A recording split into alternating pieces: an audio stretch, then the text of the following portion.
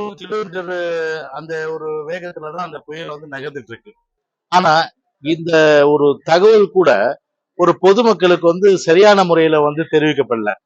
எவ்வளவு தூரத்துல இருக்கு, எங்க இருக்கு, எத்தனை கிலோமீட்டர் நகர்ந்து வருது அப்படின்ற ஒரு தகவலும் வரல.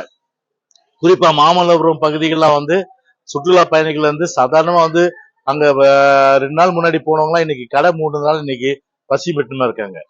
அதே போன்று பல இடங்கள்ல கிடையாது. மொத்தத்துல பாத்தீங்கன்னா ஒரு சகஜ வாழ்க்கையே சரி, சென்னை, அதே போன்று செங்கல்பட்டு, காஞ்சிபுரம், அதே போன்று இந்த புயல் அறிவிப்புக்குள்ளான அந்த மாவட்டங்கள் சகஜ நிலை ஒட்டுமொத்தமாக மக்களுடைய அந்த பாதிப்புக்குள்ளான நிலையில அது குறித்து பாத்தீங்கன்னா ஒரு முறையான தகவல் அரசாங்கத்திலிருந்து வெளிவரவில்லை. பிறந்தநாள் கொண்டாடினாரு. அவருடைய பிறந்தநாள் போது மோதிரம் போட்டாங்களோ ஒழிய கட்சிக்காரங்க அவங்க கட்சிக்காரங்க அவரை சந்தோஷப்படுத்தி அவர் அதில் ஆனந்தப்படுத்தி இந்த மழை காலத்துல புயல் காலத்துல ஒரு பிறந்த நாள்ன்றது ஒரு அவசியமா? பிறந்தநாள் விழான்றது 2 நாள் ஆரம்பிக்கலாம்.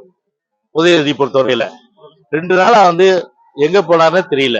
அவர் இப்ப தேடுறாரு. துணை முதலமைச்சராக இருந்த உதயநிதி ஸ்டாலின், இந்த ஸ்டாலினுடைய அருமை மைந்தன் உதயநிதி 2 நாள் அவருடைய இது எங்க இருக்குது?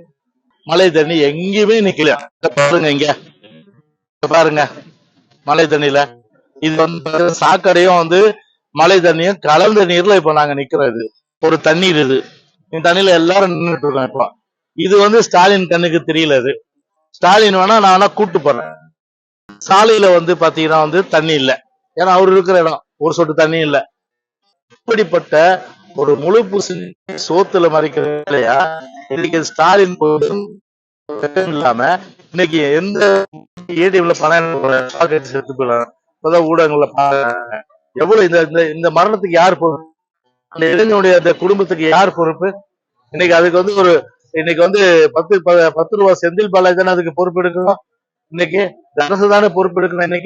இன்னைக்கு ஒரு உயிர் போயிருக்கு. இன்னைக்கு ஒரு முன்னெச்சரிக்கை நடவடிக்கை எடுப்பதற்கு என்ன ஒரு இது இல்ல.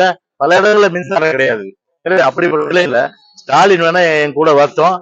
இன்னைக்கு வடசென்னையிலும் சரி, அதே போன்று தென் சென்னையிலும் சரி, உட்புற சாலைகள்ல இருந்து பிரதான சாலைகள்லாம் தண்ணீர் தேங்கி தண்ணீர் இல்லது. அது கழிவு நீரோட கலந்த